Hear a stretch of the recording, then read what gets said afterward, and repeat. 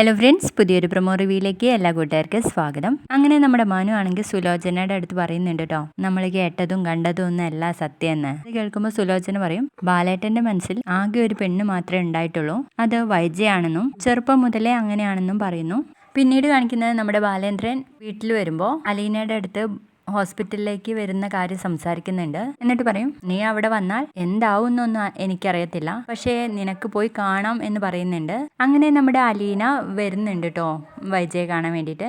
അപ്പോൾ ശിവനും രാജീവനും കൂടെ പറയുന്നുണ്ട്, വൈജയ്ക്ക് ബൈസ്റ്റാൻഡർ ആയിട്ട് ഇവളെയൊക്കെ അടിച്ചോടിക്കണം. അങ്ങനെ അടിച്ചോടിക്കുമ്പോൾ ബാലേന്ദ്രൻ കയ്യും കെട്ടി നോക്കി നിൽക്കത്തില്ലല്ലോ. അപ്പോൾ പറയുന്നുണ്ട്, ഹോസ്പിറ്റൽ ആരുടെയും തറവാട്ട് സ്വത്തൊന്നല്ല, ഇവിടെ നിന്ന് നമുക്ക് അലീനയെ അടിച്ചോടിക്കാം എന്നൊക്കെ പറയും. അതിനുശേഷം കാണിക്കുന്നത് നമ്മുടെ വൈജയെ ചെന്ന് കാണുന്നു അലീന. വൈജയെ കണ്ടതും അങ്ങ് പൊട്ടി പോവാണ് കേട്ടോ. അപ്പോൾ അവിടെ നിന്ന് കരയുന്നത് കാണുമ്പോൾ സിസ്റ്റർ ചോദിക്കുന്നുണ്ട് ആരാണെന്ന്. അപ്പോൾ വൈജയന്തിയുടെ മൂത്ത മകളാണെന്നാണ് കേട്ടോ പറയുന്നത്. ഇതൊക്കെ കേട്ടിട്ട് ദേഷ്യത്തോടെ നിൽക്കുകയാണ് കേട്ടോ നമ്മുടെ വൈജ.